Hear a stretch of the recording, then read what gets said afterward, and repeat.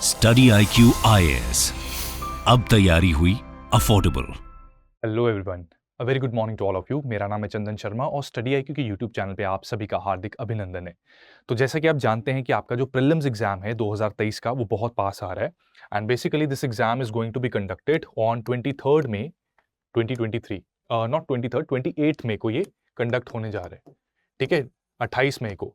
तो बेसिकली आपके पास 10 हफ्ते रहेंगे और इन 10 हफ्तों में हम क्या करने लगे हैं कि वीकेंड्स के ऊपर एक प्रीलिम्स की बूस्टर सीरीज आपके लिए स्टार्ट कर रहे हैं। ठीक है, this is basically prelims power series.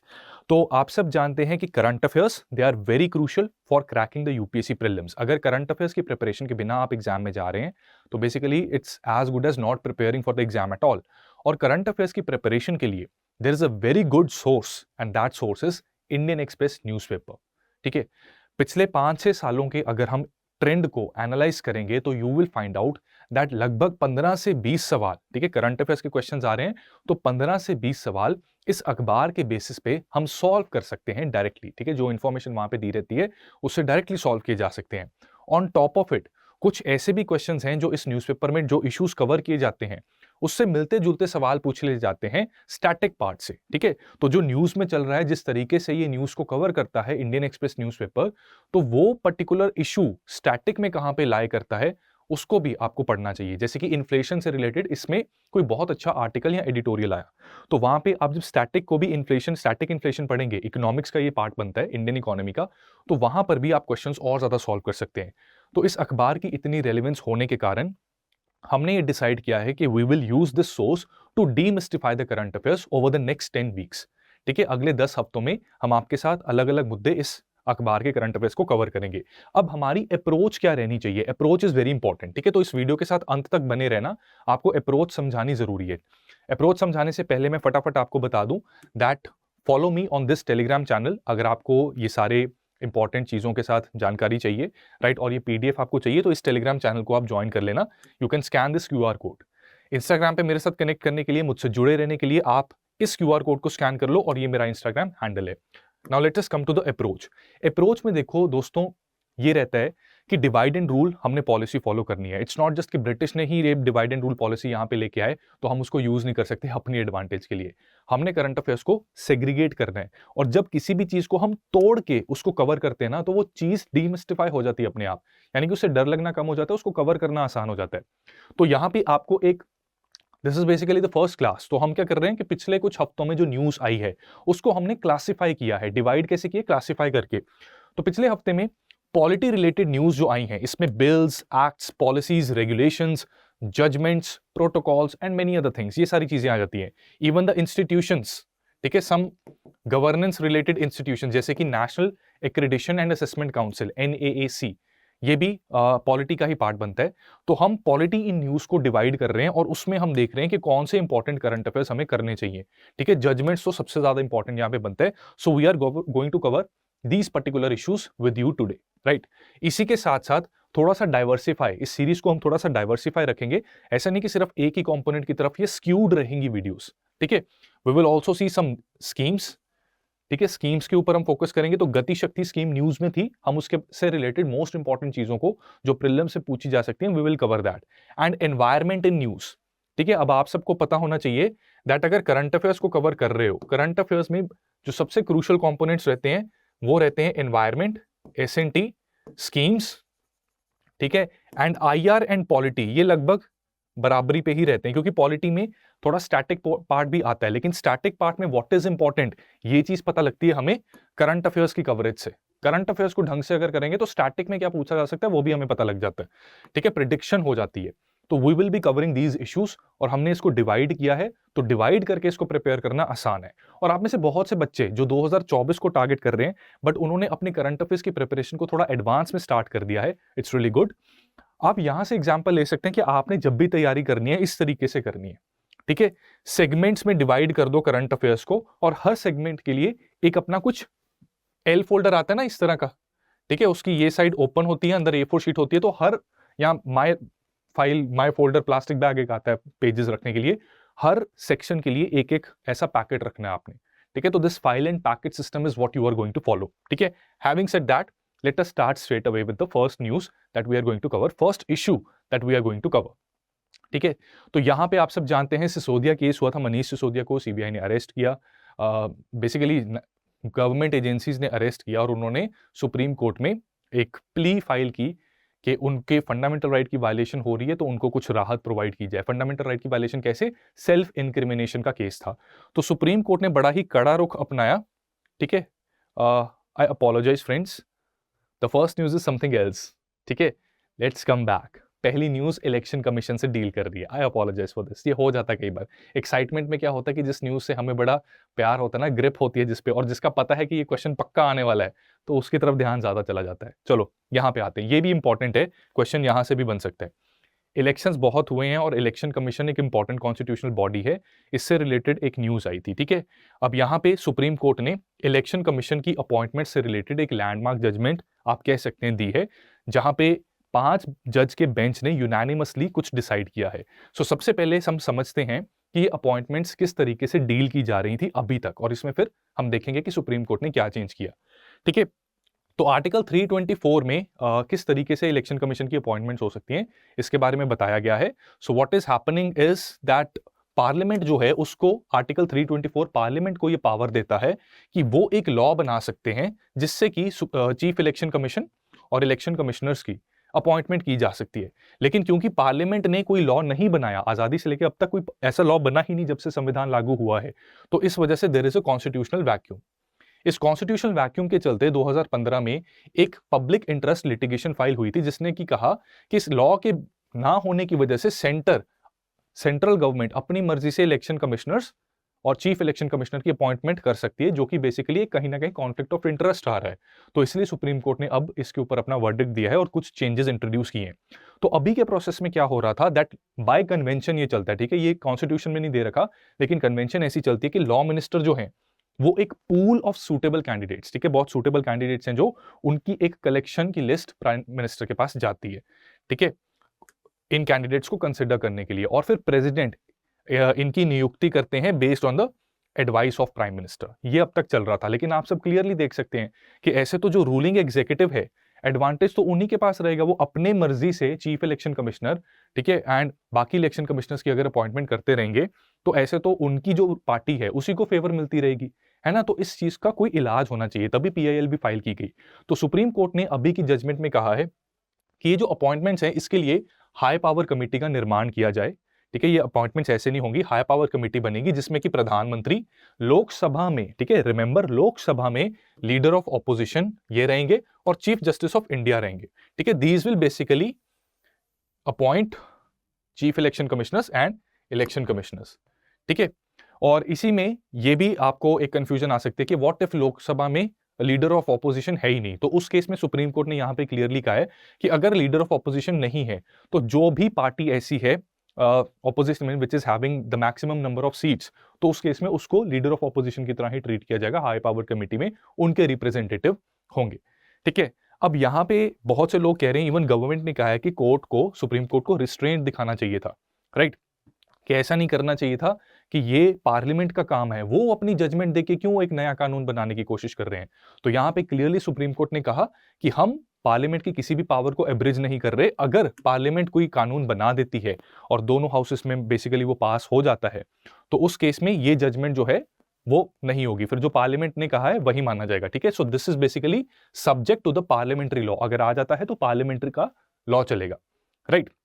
अब इसमें जो इन्होंने जस्टिफिकेशन दी है सुप्रीम कोर्ट ने, वो दरअसल ये क्या है कि हमारे कॉन्स्टिट्यूशनल मेकर्स ने ऐसा कभी नहीं सोचा था कि एग्जीक्यूटिव आप सब जानते हैं, सरकार, prime minister, council of ministers, president, ये ही सारी चीजें डिसाइड नहीं करेंगे, पार्लियामेंट के पास अधिकार होने चाहिए। तो क्योंकि यहां पे इस केस में कॉन्स्टिट्यूशनल वैक्यूम था, so that is the reason Supreme Court must not shy away. Supreme Court को संकोच नहीं होना चाहिए इस कॉन्स्टिट्यूशनल वैक्यूम को फिल करने के लिए। ठीक है, इसलिए उन्होंने अपनी रूलिंग दे दी, राइट, और कुछ ऐसा संकोच नहीं किया कि तो पार्लियामेंट का काम था, हम कुछ नहीं करेंगे। तो जब तक पार्लियामेंट नहीं बनाती, सुप्रीम कोर्ट की ये रूलिंग चलेगी। ठीक है, इसी के साथ साथ इस जजमेंट में कुछ और बातें भी कही गई थी। इसमें इन्होंने ये भी कहा था कि चीफ इलेक्शन कमिश्नर और इलेक्शन कमिश्नर का जो रिमूवल का प्रोसेस है वो सेम नहीं होना चाहिए। चीफ इलेक्शन कमिश्नर को आप सब जानते हैं और आपकी ये रिवीजन हो रही है कि इनको जो रिमूव किया जाता है वो एक रेजोल्यूशन, वो बेसिकली तरीका क्या होता है, जैसे सुप्रीम कोर्ट के जज को रिमूव किया जाता है उसी तरीके से इनको भी रिमूव किया जाता है। तो एक रेजोल्यूशन से इनको रिमूव किया जा सकता है, जो कि स्पेशल मेजॉरिटी से पास होता है in the both the houses of parliament. ठीक है, पॉइंट टू बी नोटेड। और जो किन ग्राउंड्स पे रिमूव किया जा सकता है वो दो ही ग्राउंड्स हैं, प्रोवन मिसबिहेवियर या फिर इनकैपेसिटी। इसी के साथ साथ सुप्रीम कोर्ट ने यह भी टिप्पणी की कि इलेक्शन कमीशन एक इंपॉर्टेंट कॉन्स्टिट्यूशनल बॉडी है और इसकी इंडिपेंडेंस को मेंटेन करने के लिए दे should have a permanent secretariat. Permanent secretariat क्या होता है कि एडमिनिस्ट्रेटिव फंक्शनिंग में काम आता है। ठीक है, एडमिनिस्ट्रेटिव फंक्शंस होते हैं, पेपर वर्क होता है, तो उसमें काम करते हैं। अभी क्या है कि कई ऑफिसर्स सेंट्रल गवर्नमेंट का जो पूल है ऑफिसर्स का वही यहाँ पे डिप्यूट होते हैं। ठीक है, तो एक परमानेंट सेक्रेटेरिएट नहीं है इनके पास। सेंट्रल गवर्नमेंट कभी भी चाहे तो वो ऑफिसर्स को वापस भी बुला लेती है, राइट। तो they should have a permanent secretariat to maintain their independence and इसी के साथ साथ इनके जो एक्सपेंडिचर्स हैं they should be charged on consolidated fund of India, right.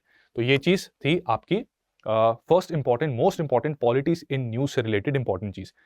तो ये क्वेश्चन आ सकते हैं, ठीक है, ये इस पे सवाल बन सकता है। क्वेश्चन करते हैं। क्वेश्चन में पहली स्टेटमेंट कह रही है कि as per article 324 chief election commission and election commissioners they are appointed by President of India. ठीक है, और सेकंड स्टेटमेंट कह रही है that chief election commission can be removed from the office in a manner similar to that of Supreme Court जज। ठीक है, तो यहां पर अगर आप इस स्टेटमेंट को ध्यान से देखेंगे, दोनों ही स्टेटमेंट्स को, तो दूसरी स्टेटमेंट तो देखो बिल्कुल सही है, राइट। तो दूसरी स्टेटमेंट सही है तो डी हमारा आंसर नहीं हो सकता, ठीक है, और ए भी हमारा नहीं हो सकता आंसर, टू या बी या सी में से हमारा आंसर है। पहली स्टेटमेंट कह रही है कि 324 के हिसाब से ये प्रेसिडेंट अपॉइंट कर रहे हैं। अब यहां पे ना ध्यान से देखना, आर्टिकल में ये कहा गया है कि पार्लियामेंट के लॉ के हिसाब से एक प्रोसेस होना चाहिए जिससे कि चीफ इलेक्शन कमिश्नर्स और इलेक्शन कमिश्नर्स सिलेक्ट किए जाएं। ठीक है, आर्टिकल की जो बेयर क्लॉज है वो ये कहती है इस प्रोसेस के बाद जो अपॉइंटमेंट होगी वो प्रेसिडेंट ही करेंगे। ठीक है, ये ध्यान रखना, ये बहुत ध्यान रखना। तो आर्टिकल 324 ये कहता है कि प्रेसिडेंट ही कर सकते हैं, लेकिन वो प्रोसेस में वैक्यूम है, जिसकी वजह से जो लॉ मिनिस्टर एक पूल डिसाइड करते हैं वो प्राइम मिनिस्टर के पास जाता है, प्राइम मिनिस्टर प्रेसिडेंट को एडवाइस करते हैं। ये कन्वेंशन चली आ रही है। तो अगर पार्लियामेंट कोई लॉ बनाती भी है तो उसमें प्रोसेस एक आ जाएगा, लेकिन प्रेसिडेंट ही उसकी अपॉइंटमेंट करेंगे अनलेस एंड अनटिल कोई पार्लियामेंट बहुत ज्यादा इसमें अमेंडमेंट ना कर दे। ठीक है, तो दोनों स्टेटमेंट्स यहां पे करेक्ट हैं, ऑप्शन सी बन गया आंसर। आई थिंक ये क्लियर है आपको। ठीक है, आई वांटेड कि ये चीज आपको बिल्कुल क्लियर हो जाए। ठीक है, तो ये चीज अब क्लियर होनी चाहिए। अगेन 3 स्टेटमेंट्स है, करेक्ट आइडेंटिफाई कर दिए। पहली स्टेटमेंट कह रही है that process of appointment of chief election commissioners and election commissioners is provided for in article 324। देखो, फर्स्ट क्वेश्चन और इस क्वेश्चन में यहां पे डिफरेंस आ गया। यहां बात हो रही है प्रोसेस की, ठीक है, और वहां पे बात हो रही थी अपॉइंटमेंट बाय प्रेसिडेंट की। ठीक है, तो वो जो अपॉइंटमेंट बाय प्रेसिडेंट है आर्टिकल 324 की क्लॉज 2 में वो बात कही गई है। ठीक है, इसको आप क्रैम भी कर सकते हैं। अब क्या करना, इतना रट्टा लगा के तो इतनी डिटेल में जाके आप क्रैम कर सकते हैं इस चीज को। ठीक है, प्रोसेस जो है वो आर्टिकल 324 में नहीं दे रखा, तो पहली स्टेटमेंट गलत हो जाती है। पहली जैसे ही गलत हुई एलिमिनेट कर दो। हमारा आंसर बी या सी में से है, तो ये पता लग रहा है कि थर्ड स्टेटमेंट बिल्कुल करेक्ट है। ठीक है, और अगर आपने पढ़ लिया है, इस न्यूज को समझ लिया, तो थर्ड स्टेटमेंट एक्चुअली करेक्ट है। सेकंड कह रहा है कि as per article 324 President makes appointment of chief election commissioner based on the advice tendered by Prime Minister. ठीक है, ये बताओ ये करेक्ट है कि गलत है? ये गलत है। ठीक है, this is not as per article 324, this is according to convention. ठीक है, क्योंकि ये एक तरीके से प्रोसेस की बात कर रहा है, तो अगर प्रोसेस आर्टिकल 324 में है ही नहीं तो ये वैसी स्टेटमेंट गलत हो जाएगी। In that case the correct answer will be option C. ठीक है, क्लियर है ये चीज? अब देखो दोस्तों, इस तरीके से हमने स्टैटिक करंट को आपस में लिंक करना है और करंट अफेयर्स के ऊपर भी अच्छी ग्रिप बनानी है। चांसेस हैं कि इलेक्शन कमीशन के ऊपर क्वेश्चन आ सकता है, चांसेस हैं कि इस न्यूज से directly current affair based question आ सकता है या फिर हाइब्रिड क्वेश्चन आ सकता है। ज्यादा पॉसिबिलिटी हाइब्रिड क्वेश्चन आने की है, और इसी तरीके की अप्रोच हम SIP प्लस प्रोग्राम में फॉलो करते हैं। ठीक है, तो इसकी अभी लेटेस्ट 8 बैच की क्लासेस जस्ट रिसेंटली स्टार्ट हुई हैं, तो जिन लोगों ने इसको ज्वाइन करना है वो ज्वाइन कर सकते हैं। इसमें होगा क्या, आपके 1.5 ईयर के करंट अफेयर्स, ठीक है, दे विल बी कवर्ड। तो उसमें भी हम डिवाइड करके इसको कॉम्प्रिहेंसिवली कवर करेंगे। ठीक है, तो नंबर 1 ये फीचर आपको यहां पे मिल रहा है। Number 2 what you will get here is कि आपको यहां पे बुकलेट्स 10 सेट ऑफ बुकलेट्स मिलेंगी, जो बहुत पतली बुकलेट्स हैं। ठीक है, 10 बुकलेट्स मिलेंगी। इस टाइम पे Laxmikanth is a very bulky book. ठीक है, बहुत भारी भरकम बुक है, पूरा पढ़ने बैठोगे बहुत टाइम लग जाएगा। तो ये बुकलेट्स कंसाइज्ड हैं, टू दी पॉइंट इसमें बात की गई है, और सिर्फ वही बात की गई है जो एग्जाम में पूछे जाने की जिसकी संभावना है। फ्लो चार्ट्स का, टेबल्स का, डायग्राम्स का जहां जहां पे यूज होना चाहिए उसके यूजेज से ज़्यादा इन्फॉर्मेशन को कम समय में ग्रास्प करना आसान हो जाता है। सो ये एक इसका बहुत ही एसेंशियल फीचर है। नंबर 3, यहाँ पे आपको लाइव क्लासेस मिलेंगी जो कि बिल्कुल नो नॉनसेंस क्लासेस होंगी, टू द पॉइंट बात की जाएगी और सिलेबस के ऊपर फोकस किया जाएगा, उसको कंप्लीट करने पे फोकस रहेगा। सीसैट की भी क्लासेस रहेंगी, सीसैट की वर्कशॉप्स रहेंगी और रिकॉर्डेड वीडियोस मिलेंगी जिससे कि सीसैट में डिस्क्वालीफाई आप ना हो। और सबसे इंपॉर्टेंट चीज, टेस्ट के बिना कोई भी चीज अधूरी है, तो एक फुल फ्लेज टेस्ट सीरीज यहाँ पे कॉम्प्लीमेंट्री है जिसमें कि 75 सेक्शनल टेस्ट होंगे। 75 सेक्शनल टेस्ट, 50 एमसीक्यूज हर टेस्ट में। ठीक है, उसमें आपको एक्सप्लेनेशन भी दी जाएगी और वीडियो सॉल्यूशंस भी होंगे जिससे कि थॉट प्रोसेस जो होना चाहिए क्वेश्चन को सॉल्व करने के लिए वो पता लगेगा। तो हमेशा मैं कहता हूं कि ये 3 टैग रूल होता है, sure short questions, doubtful questions जिनकी हवाई नहीं है। तो आपको ये अगर आपके है ना करेक्ट आ रहे हैं तो ये ज्यादातर लोगों को पता होंगे। ये अगर आपको नहीं पता, चांसेस हैं कि मोस्टली ज्यादा बच्चों को ये नहीं इसकी हवा होगी। सिलेक्शन होगी इसके बेसिस पे, प्रीलिम्स क्लियर होगा इसके बेसिस पे। तो यहाँ पे जितने करेक्ट होंगे उतना फायदा है और वो तभी करेक्ट होंगे अगर थॉट प्रोसेस सही है। तो अपने थॉट प्रोसेस को सही करना सीख लो। ठीक है, और वो प्रैक्टिस से ही होता है। और टेस्ट दोगे उसके बाद वीडियोस को देखोगे तो वो थॉट प्रोसेस ठीक होना स्टार्ट हो जाएगा। इसमें एडमिशन लेने की लास्ट डेट देखो 13 मार्च है। तो मैं सजेशन दूंगा कि जल्द से जल्द इसमें एनरोल करके अपनी तैयारी को एक सही डायरेक्शन में आप आगे बढ़ा दीजिए। ठीक है, having said that, let's move to the next important current affair. ठीक है, इसमें गवर्नमेंट ने एक प्रोटोकॉल निकाला है। वो गुब्बारों की न्यूज़ आपने सुनी होगी, कभी यूएस के इर्द गिर्द घूम रहा है, कभी कनाडा की बाउंड्री में एंटर हो जाता है और चाइना के ऊपर इल्जाम लग रहा है। तो हम ये देख रहे हैं कि रशिया यूक्रेन वॉर चल रही है और स्पाई या एस्पियोनाज सिस्टम, ठीक है, जासूसी का नेक्स्ट लेवल पहुंच रहे हैं पूरी दुनिया। ठीक है, जासूसी के नेक्स्ट लेवल पर पूरी दुनिया आ रही है। राइट, तो हम भी चाहते हैं कि इस तरह का कोई अनआइडेंटिफाइड ऑब्जेक्ट अगर हमारी टेरिटरी में आ गया, पता लगे कि उसने नुकसान कर दिया, तो बेटर है कि हम पहले ही तैयार रहें। इस चीज के लिए सरकार ने क्या किया है, एक सेट ऑफ प्रोटोकॉल्स को रिलीज किया है जिसमें कि इस तरीके के अनआइडेंटिफाइड स्लो मूविंग ऑब्जेक्ट्स अगर स्पॉट होते हैं तो हमें क्या सीक्वेंस ऑफ एक्शन फॉलो करना चाहिए उसके बारे में बताया गया है। ठीक है, तो इस प्रोटोकॉल में बताया है कि कैसे हमने डिटेक्ट करना है, डिटेक्ट करके how we have to confirm कि ये ऑब्जेक्ट जो है ये थ्रेट हो सकता है। ठीक है, उसके बाद वो जो हमने आइडेंटिफाई किया कि ये थ्रेट हो सकता है, उसके बाद उसको वेरीफाई करना है कि yes there is a problem. ठीक है, मल्टीपल एजेंसीज भी इसमें इन्वॉल्व रहेंगी। वेरीफाई करने के बाद फिर इसको उड़ाने की तैयारी। ठीक है, टारगेटिंग होगी इसकी, और टारगेटिंग में कौन सा सुटेबल प्लेटफॉर्म होना चाहिए, कौन सा वेपन सिस्टम यूज होना चाहिए, ये भी प्रोटोकॉल्स में डिफाइंड रहेगा। राइट, जब हमने उसको डिस्ट्रॉय कर दिया, अब हमारे पास सबूत होना चाहिए दैट सम एलियन कंट्री, किसी दूसरे कंट्री ने, लेट्स नॉट से एनी कंट्रीज नेम, ठीक है, उसने कोशिश की, तो हमारे पास सबूत होना चाहिए कि हाँ ये जासूसी की चालाकियां मारी गई थी। तो उसके लिए टारगेट जो हमने डिस्ट्रॉय कर दिया उसकी फोटोग्राफ्स ली जाएंगी और एक कॉम्प्रिहेंसिव रिपोर्ट बनाई जाएगी उसके मलबे के ऊपर। ठीक है, रेमिनेंट्स मतलब मलबा। ठीक है, टूट के गिरेगा कहीं पे, उसको भी आइडेंटिफाई हमने करना है कि क्या टेक्नोलॉजी यूज की, पता लगे हमें ही कुछ नया पता लग गया जिससे कि हम कुछ अच्छी टेक्नोलॉजी बना सकें। तो ये भी कॉम्प्रिहेंसिव रिपोर्ट इसमें आएगी। अब इसमें जो प्राइमरी चैलेंज है इस पूरे प्रोटोकॉल में, वो चैलेंज है कि ऐसे ऑब्जेक्ट्स को ना डिटेक्ट करना मुश्किल है। नाउ यू पीपल में आस्क कि सर क्या इसमें रडार किसी काम के नहीं, हम इतने रडार्स लगा के रखते हैं, जब भी किसी मिलिट्री एरिया में आते हैं रडार वो ऊपर घूमता रहता है, तो क्या वो डिटेक्ट नहीं कर सकता? जवाब है नहीं। रडार जो है स्लो मूविंग ऑब्जेक्ट्स को डिटेक्ट करने में थोड़ा सा असक्षम है। ठीक है, जो कन्वेंशनल रडार्स रहते हैं। राइट, तो इसलिए कई जगहों के ऊपर, कई सारे मिलिट्री स्टेशन पर इन रडार्स को अपग्रेड करने की बात की जा रही है। ठीक है, और यूएस टेरिटरी में ये रिपीटेड इंसिडेंट्स हुए थे, नॉर्थ अमेरिका में रिपीटेड इंसिडेंट्स हुए थे, चाइना पर इल्जाम लगता था, तो हमने इसको उस लिहाज से, उस तरीके से इसको we are basically trying to upgrade this particular thing. ठीक है, अब यहां पे एक चीज आपको मैं बता दूं कि ये जो प्रोटोकॉल्स हैं, ठीक है, these protocols these will involve all the tri services. Tri services मतलब आर्मी, नेवी एंड एयरफोर्स। ठीक है, tri service, army, navy, air force तीनों की कोऑर्डिनेशन की जरूरत पड़ेगी इन प्रोटोकॉल्स को एग्जीक्यूट करने में। ठीक है, तो इसलिए अब मैं अंडमान निकोबार से रिलेटेड आपको एक चीज बताऊंगा। आप में से बहुत से लोगों को ऑलरेडी पता होगा, कमेंट्स में मुझे बता ही दो। ठीक है, क्या आपको पता है कि इंडिया का पहला और इकलौता ट्राई सर्विस कमांड सेंटर कहां पे है? Where does India's first and the only tri service command centre currently is situated? ठीक है, अभी तक तो ये एक ही आया है। ठीक है, न्यूज में अगर दोबारा कोई एक और आएगा तो वो भी हम कवर कर लेंगे। राइट, तो ये आपको, आपकी जानकारी के लिए, ये अंडमान निकोबार आइलैंड्स पे है। ठीक है, it has the first and only tri service command of India. ठीक है, अंडमान निकोबार आइलैंड में क्यों है? क्योंकि यहाँ पे ना हमें तीनों सर्विस के यूनिट्स कंबाइंड तरीके से बैठ के किसी भी ऑपरेशन को एग्जीक्यूट करना, इनका यहाँ पे बैठना जरूरी है। ठीक है, अंडमान निकोबार की स्ट्रेटेजिक सिग्निफिकेंस है। नंबर 1 चीज़ है कि ये इंडो पैसिफिक रीजन के बहुत पास है। ठीक है, मेनलैंड इंडिया अगर मैं यहाँ पे गुजरात वाली कोस्ट लाइन अगर ड्रॉ करूँ तो अंडमान निकोबार यहाँ पे है, तो इंडो पैसिफिक रीजन के काफ़ी पास पड़ते हैं। और यहाँ पे फिर वो इंडोनेशिया एंड बाकी सारे जो मलक्का स्ट्रेट्स और वो सारी चीज़ें वो स्टार्ट हो जाती हैं। ठीक है, तो इस वजह से अगर कोई इमरजेंसी सिचुएशन बनती है तो इस रीजन से हम अपनी तीनों सर्विस की, आर्मी, नेवी, एयरफोर्स, तीनों की ही स्ट्रेंथ्स को यूज करके एक मिलिट्री ऑपरेशन कंडक्ट करवा सकते हैं। So that is the reason that first and the only tri service command centre is there in Andaman. ठीक है, यहां पे हमने स्टार्ट किया है, बहुत जल्द हमारे और भी इमर्ज होंगे। ठीक है, अब इसी के साथ साथ अंडमान जो है मलक्का स्ट्रेट, सुंडा स्ट्रेट, लोम्बोक और ओम्बाई वेतार स्ट्रेट के भी रेंज में आता है। ये वो स्ट्रेट्स हैं जहां से ग्लोबली बहुत सारा ट्रेड यहां से गुजरता है, शिपमेंट्स, कार्गोज यहां से निकलती हैं।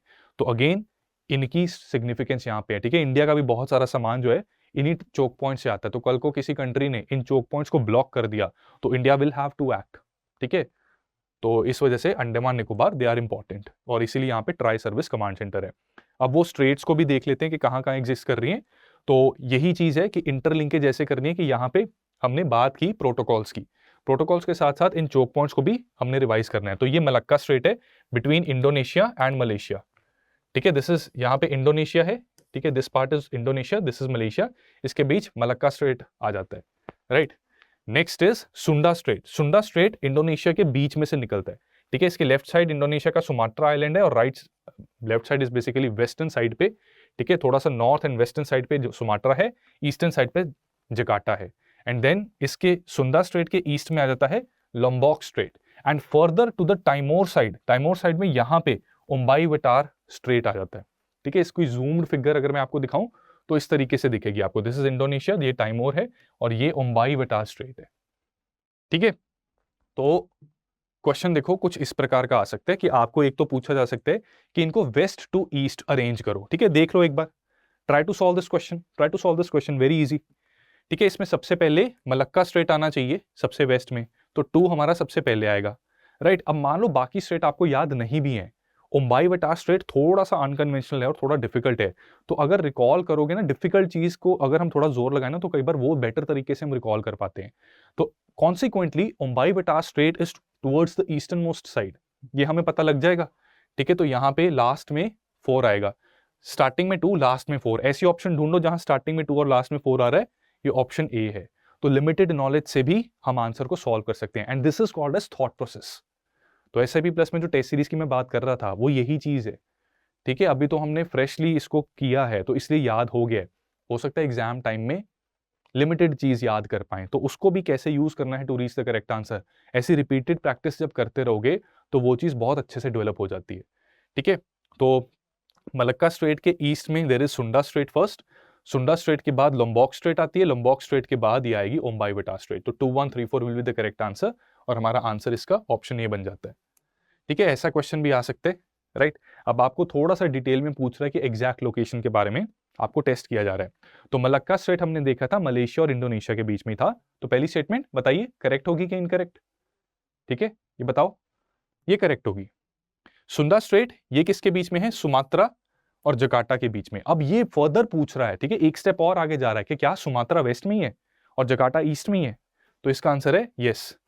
ठीक है, this is true. Sumatra basically थोड़ा सा नॉर्थ और वेस्ट की तरफ है, but for all practical purposes इसको हम ट्रू ही मानेंगे। एग्जाम में भी आएगा तो इसको ट्रू ही मानना। ठीक है, इसको ट्रू मानना। राइट, और थर्ड स्टेटमेंट है a strait is an oceanic feature that connects 2 seas. ये भी ट्रू है। ये आपकी बेसिक इंफॉर्मेशन आपको GC लियोंग में भी दे रखी है और आपको NCERTs में भी दे रखी है। आप में से बहुत से बच्चे 2024 या 25 को ट्राई कर रहे हैं और करंट अफेयर्स के ऊपर अपनी अच्छी ग्रिप बनाना चाहते हैं, बहुत अच्छी बात है। बट अगर NCERTs आपने नहीं की तो इस ग्रिप को बनाने में थोड़ी दिक्कत आ सकती है। तो मैं सजेस्ट करूंगा NCERT जरूर रिवाइज करें। अगर खुद से एक सही अप्रोच फॉलो करते हुए NCERT को पढ़ने में भी प्रॉब्लम आ रही है आपको, तो उसका भी सोल्यूशन है। डिस्क्रिप्शन में you will find NCERT course buy study IQ. Right, you can enroll in that course. It's a very affordable course and further you will get additional discounts. ठीक है, by using the code CS Live. ठीक है, SIP plus में और NCERT दोनों में आपको additional discount मिल सकता है। कुछ अगर आप पैसे बचाना चाहते हो तो ये कोड आपने यूज करना है, CS Live. I will write here again. This is S live, ठीक है, you can find here as well. इस कोड को यूज करके आपको एडिशनल डिस्काउंट मिल सकता है। तो एटलीस्ट एनसीईआरटी जैसी बेसिक चीजें तो आप डेफिनेटली कवर कर ही लो, ठीक है, उसका बहुत लॉन्ग रन में बहुत फायदा होगा, ठीक है, खासकर 2024 वाले बच्चे, ठीक है। तो ये स्टेटमेंट भी करेक्ट है, तीनों ही स्टेटमेंट्स करेक्ट है, तो हमारा आंसर ऑप्शन अकॉर्डिंगली डी बन जाता है, ठीक है। अगली न्यूज पे चलते हैं। ये न्यूज कह रही है, ये न्यूज बेसिकली ना एक बॉडी के बारे में थी, नेशनल, कौन सी बॉडी है, national assessment and accreditation council. एक धांधली की वजह से ये न्यूज में आ गया था, जैसा इसके नाम को देख के आप समझ पा रहे हो, national assessment and accreditation council, ठीक है। ये एक्रेडिशन कर असेसमेंट करके एक्रेडिट करता है, सर्टिफाई करता है किसको, हायर एजुकेशन इंस्टीट्यूशंस को, ठीक है, याद रखना, हायर एजुकेशन इंस्टीट्यूशंस को असेस करके उसको सर्टिफिकेशन देता है कि हाँ this particular institution is working fine, it can function, right. इसमें घपला नजर आया, ठीक है, घपला नजर आया असेसमेंट के प्रोसेस में। Now first let us understand कि ये असेसमेंट का प्रोसेस होता कैसे है। इसमें क्या है कि सबसे पहले किसी भी कॉलेज को जिसको सर्टिफिकेशन चाहिए, वैलिडिटी चाहिए, वो खुद की एक सेल्फ रिपोर्ट बनाएगा, खुद के डाटा, खुद अपने आप के मतलब अपने गिरेबान में झांक के अपनी एक रिपोर्ट बनाएगा, जिसमें कि क्वांटिटेटिव पैरामीटर्स होंगे, जैसे कि कितना उसका एरिया है, स्टूडेंट टीचर रेशो कितनी है, स्टूडेंट पर स्टूडेंट कितना एकरेज उसके कैंपस के एरिया की बन रही है। So these are quantitative parameters. Qualitative parameters में कि कितने रिसर्च पेपर्स उसके पब्लिश हुए किसी अच्छे जर्नल में, राइट, या फिर क्या उसकी अचीवमेंट्स है, कितने अवार्ड्स वो वैसे जीत पाया है। So this report will be made.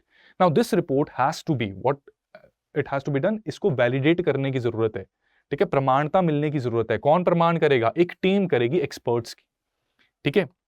अब ये एक्सपर्ट की टीम जो करेगी इसको प्रमाण, उसको साइट पे जाना पड़ेगा, कॉलेज की साइट पे विजिट भी करना पड़ेगा, तभी तो वो वेरीफाई कर पाएगा ना कि जो इस रिपोर्ट में लिखा है एक्चुअली में वैसा ही है।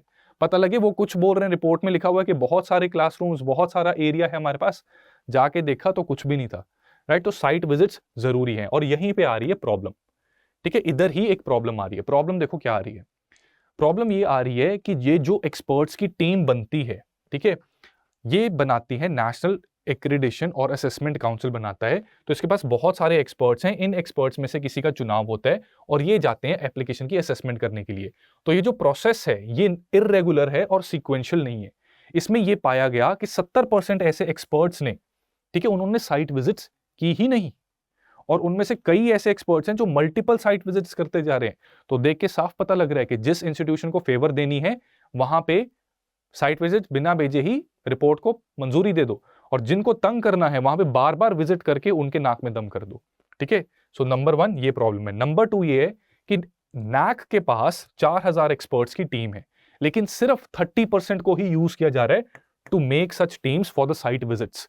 बाकी किस बात के पैसे ले रहे हैं, ठीक है, बाकियों को रखा ही क्यों हुआ है फिर, राइट। तो ये भी वही दिखता है कि जिन लोगों को इन्होंने अपने हिसाब से यूज करना है फॉर सर्टिफाइंग द इंस्टीट्यूशंस, सिर्फ उनका इस्तेमाल किया जा रहा है। ये 30% वो लोग हैं जो मैल प्रैक्टिसेस में भी उसमें घुस चुके हैं पूरी तरह, ठीक है। तो ये दिक्कत है। तीसरी प्रॉब्लम इसमें बताई गई इसके आईटी सिस्टम को लेके। अब देखो, हर ऑर्गेनाइजेशन में एक आईटी सिस्टम होता है जो मॉनिटरिंग करता रहता है, ठीक है। For example even study IQ has an IT system, जहां पे पता लगता रहता है दैट चंदन सर की ये क्लास है, ये क्लास सर को अपॉइंट कर दी गई है, इस क्लास में इतने बच्चे हैं, इतने टॉपिक्स कवर हो गए हैं, ये पीडीएफ अटैच हो गए हैं, एटसेट्रा एटसेट्रा, ठीक है। अब इसका सुपर एडमिन मेरे पास नहीं है, सुपर एडमिन है मैनेजिंग डायरेक्टर के पास, ठीक है। वो देखते हैं और वो अपॉइंट करेंगे मुझे कि मुझे कौन सा बैच लेना है, कौन सी क्लास में कितने बजे वाली क्लास को मुझे लेना है, ठीक है। लेकिन यहां पे क्या है कि इधर जो सुपर एडमिन्स हैं वो बहुत से बने हुए हैं, अनगिनत सुपर एडमिन्स बने हुए हैं जिनके पास नैक के इस तरीके के इंटरनल सिस्टम का पूरा एक्सेस है। और इस एडमिन को यूज किस लिए किया जाता है, एक्सपर्ट्स की अलॉटमेंट के लिए, ठीक है। तो इनको क्या कर रहे हैं, मिसयूज किया जा रहा है अपनी मर्जी के एक्सपर्ट्स चुनने के लिए, ठीक है। होना तो ये चाहिए कि किसी भी एक्सपर्ट को भेजो, अगर इंस्टीट्यूट सही है तो मिल जाएगी एक्रेडिटेशन, है ना। लेकिन यहां पे ये प्रॉब्लम है। और इसी के साथ साथ जो ऐसे सुपर एडमिन कोई भी लॉग इन करके एक्सपर्ट्स को सिलेक्ट करता है, लॉग इन का भी कोई लॉग मेंटेन्ड नहीं है। जैसे कि जो स्टडी आईक्यू का सुपर एडमिन बना होगा, तो उसमें मान लो मैनेजिंग डायरेक्टर लेट से सिस्टम 1 से सुबह 10 बजे लॉग इन करते हैं, तो वो रिकॉर्ड हो जाएगा कि उनके आईपी एड्रेस, टाइम और कहां से लॉग इन किया वो आ जाता है। तो पता लग जाता है कि जिसने भी क्लासेस अलॉट की या कुछ भी किया, तो ये सिस्टम है। लेकिन यहाँ पे ऐसा है ही नहीं। तो नोबडी कैन वेरीफाई कि जिनकी अलॉटमेंट या जिन एक्सपर्ट्स की जो अलॉटमेंट हुई थी क्या वो जस्टिफाइबल थी या नहीं। तो ये धांधलियां चल रही थी, ठीक है। तो यहां से साफ पता लग रहा है कि अनड्यू फेवर देने के लिए इसको मैनिपुलेट किया जा रहा है सिस्टम को, and that is why this was in news. अब न्यूज में था ये मुद्दा, नैक इंपॉर्टेंट है ज्यादा, तो नैक के बारे में कुछ स्टैटिक फैक्ट्स भी जान लेते हैं। नैक जो है ये स्टैट्यूटरी बॉडी नहीं है, this is basically N autonomous body, एक एग्जीक्यूटिव ऑर्डर के थ्रू इसको लाया गया था। इसके फॉर्मर चेयरमैन थे एम जगदेश कुमार पटवर्धन, इन्होंने अब इस्तीफा दे दिया, ठीक है। और इन्होंने ही ये रिव्यू पैनल बनाया था नैक के अंदर चल रही प्रॉब्लम्स को आइडेंटिफाई करने के लिए, ठीक है। नैक की एस्टैब्लिशमेंट 1994 में हुई थी। जैसे न्यू एजुकेशन पॉलिसी 2020 में आई, वो भी रिवाइज कर लेना, इट्स इंपॉर्टेंट। उसी तरह नेशनल पॉलिसी इन एजुकेशन 1986 में भी आई थी। इस पॉलिसी ने रिकमेंड किया था कि नैक जैसी संस्था का निर्माण किया जाए जिससे कि हायर एजुकेशन इंस्टीट्यूशंस जो इंडिया के हैं उनको एक्रेडिशन मिल पाए, ठीक है। So this was basically what was going on their, right. तो एक लोकसभा में सवाल पूछा गया था, उसके जवाब में ये इंफॉर्मेशन दी गई थी कि नैक ने 2021 के दिसंबर तक 655 यूनिवर्सिटीज और 13,000 के आसपास कॉलेजेस को एक्रेडिशन की है, क्वाइट अ बिग नंबर। और अगर बहुत धांधली हो रही है अंदर तो ये बच्चों के फ्यूचर के साथ खिलवाड़ है, ठीक है। ये फिगर इतनी इंपॉर्टेंट नहीं है प्रीलिम्स के लिए, बट मेंस के लिए ये फिगर जो है आपके आंसर्स को एनरिच कर सकती है, ठीक है। हेडक्वार्टर्स इसके बैंगलोर में है, तो अभी हम प्रीलिम्स की तैयारी कर रहे हैं तो प्रीलिम्स वाले फैक्ट्स के ऊपर ज्यादा ध्यान रखना, but yes keep these PDF saved, mains में भी काम आएंगे। अब क्वेश्चन इस तरीके का आ सकता है आपके सामने, आप एक बार इस क्वेश्चन को पढ़ लो। 3 स्टेटमेंट्स दी गई हैं और आपने करेक्ट स्टेटमेंट आइडेंटिफाई करनी है। पहली स्टेटमेंट देखो, बताओ क्या ये ट्रू है। पहली स्टेटमेंट कि it was established as per national education policy of 1986, ठीक है, उसकी रिकमेंडेशंस ने इसको एस्टैब्लिश किया, ये ट्रू है। स्टैट्यूटरी बॉडी है, नहीं है, ऑटोनॉमस बॉडी है, एग्जीक्यूटिव ऑर्डर से पास हुई थी, पार्लियामेंट का एक्ट नहीं लगा था। It is headquartered in Bangalore, yes ये भी ट्रू है, ठीक है। तो टू अगर 2 स्टेटमेंट्स करेक्ट हैं तो बी हमारा आंसर बन जाएगा, ठीक है। आजकल ऐसे क्वेश्चंस भी आ रहे हैं यूपीएससी में जहां पे हमें बेसिकली देखना पड़ता है कि ना केवल हमें पता होना चाहिए कि कौन सी स्टेटमेंट्स करेक्ट हैं, ठीक है। ये एलिमिनेशन वाली चीज का तोड़ निकाल दिया यूपीएससी ने, ठीक है। वी शुड एग्जैक्टली नो कि कितनी स्टेटमेंट्स करेक्ट होंगी, ठीक है। तो answer B. Let's move to the next question. अगला क्वेश्चन, अगेन इसमें भी आपको करेक्ट स्टेटमेंट आइडेंटिफाई करनी है। पहली स्टेटमेंट कह रही है कि it is autonomous body under UGC, NAAC के बारे में क्वेश्चन है, ठीक है, this is true. It's chaired by UGC chairman, क्या यूजीसी चेयरमैन इसको चेयर करता है? ऐसा नहीं है, पटवर्धन जी इसके चेयरमैन थे, ठीक है, लेकिन वो यूजीसी के चेयरमैन नहीं थे, तो वही आपका हिंट है, ठीक है। उतना भी पता है ना, तो यू शुड क्लियरली नो कि ये स्टेटमेंट जो है दिस इज रॉन्ग, ठीक है। तो 1 ही करेक्ट है, तो आंसर ऑप्शन ए बन गया। अगले मुद्दे पे चलते हैं। Yes, this is now Manish Sisodia case, ठीक है। ये काफी ज्यादा न्यूज में चल रहा है और एग्जाम के लिए बहुत इंपॉर्टेंट है ये, ठीक है। तो इसमें हमने समझना है कि कौन कौन सी चीजों के ऊपर हमने एक्स्ट्रा फोकस करने की हमें जरूरत है, ठीक है। We have to focus, we have to give certain additional attention to certain things, right. तो देखो क्या करना है इसमें हमने, ठीक है। तो इसमें देखो सिसोदिया जी को अरेस्ट किया गया था, जैसे मैं बता रहा था पहले भी। तो उन्होंने सुप्रीम कोर्ट को अप्रोच किया ये कह के कि मेरे फंडामेंटल राइट्स की वायलेशन हो रही है, सेल्फ इंक्रिमिनेशन के लिए मुझे मजबूर किया जा रहा है, तो I am using article 322 to approach you directly और इसमें मुझे राहत दी जाए। सुप्रीम कोर्ट ने इनकी इस प्ली को, इस एप्लीकेशन को या इस अर्जी को नामंजूर कर दिया और इन्होंने कहा कि आप हाई कोर्ट के पास जाइए और यहाँ पे आर्टिकल 32 नहीं, सेक्शन 482 लगेगा क्रिमिनल प्रोसीजर कोड का, ठीक है। नाउ लेट अस अंडरस्टैंड कि सेक्शन 482 करता क्या है। तो सेक्शन 482 हाई कोर्ट को यह पावर देता है कि क्रिमिनल प्रोसीजर कोड में अगर कोई प्रोसीजिंग करते वक्त जो स्टेट की एजेंसीज हैं, लेट्स से पुलिस, वो अपनी पावर का मिसयूज करती है, अब्यूज करती है, ठीक है, जिसके ऊपर एलिगेशन लगी है उसको टॉर्चर करना स्टार्ट कर देती है, तो हाई कोर्ट को आप अप्रोच कीजिए under this particular section. High court के पास पावर है टू प्रिवेंट दिस अब्यूज और न्याय करेंगे वो यहाँ पे, ठीक है। तो दिस इज अबाउट 482। दूसरा, राइट ऑफ सेल्फ इंक्रिमिनेशन की बात की जा रही है, ठीक है। कमेंट्स में मुझे बताओ कि हमारे संविधान के कौन से आर्टिकल में राइट ऑफ सेल्फ इंक्रिमिनेशन के बारे में दिया गया है, ठीक है। अभी वैसे आ भी जाएगा इसी लेक्चर में, ठीक है। तो यहां पे देखो इसके ओरिजिन की अगर बात करें तो राइट अगेंस्ट सेल्फ इंक्रिमिनेशन जो है, ठीक है, राइट अगेंस्ट सेल्फ इंक्रिमिनेशन वो रोमन लॉ से आया है, इसका ओरिजिन रोम के लॉ से निकला था, ठीक है। ग्रेजुअली ये अंग्रेजों के अंडर ब्रिटिश जूरिस्प्रूडेंस, ठीक है, ब्रिटिश जुडिशरी ने इसको फर्दर इवॉल्व किया, ठीक है। तो बस इतना पता हो कि रोमन ओरिजिन है इसका, नंबर 1। नंबर 2, यूएस में भी ये यूज होता है। यूएस की एक बड़ी फेमस अमेंडमेंट है फिफ्थ अमेंडमेंट। मूवीज में, टीवी सीरीज में, ये डेक्स्टर वगैरह में आपने बहुत बार सुना होगा लोगों को कहते हुए, ठीक है। ब्लू ब्लड्स में भी ये बोला जाता है, क्या बोला जाता है, I am pleading the fifth. Pleading the fifth का मतलब है कि किसी भी इंसान को कंपेल नहीं किया जाएगा to be a witness against himself, कि ऐसी टेस्टिमनी, ठीक है, ऐसा बयान नहीं देना आपने जिससे कि आप खुद को ही एक तरीके से अपना जुर्म कबूल कर रहे हो। यू कैन नॉट इनक्रिमिनेट योरसेल्फ, ठीक है, without the due process of law. ये इसको ना भूल जाना, इसके बारे में अभी थोड़ी देर में बात करेंगे, ठीक है। ये हो गई बात ओरिजिन की, ये हो गई बात यूएस की। अब इंडिया के केस में ऐसा क्या है, तो इंडिया के केस में जिन बच्चों ने सही जवाब दिया, बहुत बढ़िया, ठीक जा रहे हो, ठीक है, आपको चीजें याद हैं और करेक्टली याद हैं। तो आर्टिकल 20 क्लॉज 3 है, ठीक है, इसका पार्ट 3 है फंडामेंटल राइट्स, ये बेसिकली फंडामेंटल राइट्स हैं इसमें। तो जो 20 क्लॉज 3 है उसमें कहा जाता है कि कोई भी एक्यूज्ड पर्सन, ठीक है, जिसपे कोई भी इल्जाम लगाए किसी ऑफेंस का, उसको कंपेल नहीं किया जाएगा to be a witness against himself. तो बात वही आ रही है, ठीक है। इसी आर्टिकल से दो इंपॉर्टेंट चीजें बाहर निकल के आ रही हैं। That right to be presumed innocent until proven guilty. जब तक प्रूव नहीं हो जाता कि एक व्यक्ति, जब तक प्रूव नहीं हो जाता कि एक व्यक्ति के ऊपर जो इल्जाम लगा हुआ है वो उसी व्यक्ति ने किया है, तब तक उसको इनोसेंट ही माना जाएगा। ऐसे नहीं कि एक कोई बॉलीवुड एक्टर ने कुछ किया तो उसकी गर्लफ्रेंड जो लिव इन पार्टनर कभी उसकी रही हो, तो मीडिया ट्रायल का इस्तेमाल करके उसको पहले ही सूली पे चढ़ा दो। जब तक सबूत नहीं मिल जाते, कोर्ट में प्रूव नहीं हो जाता, तब तक उसको इनोसेंट ही माना जाएगा, ठीक है। दिस इज बाय लॉ, ठीक है, ये कॉन्स्टिट्यूशन से ही ये अधिकार निकल के आ रहा है।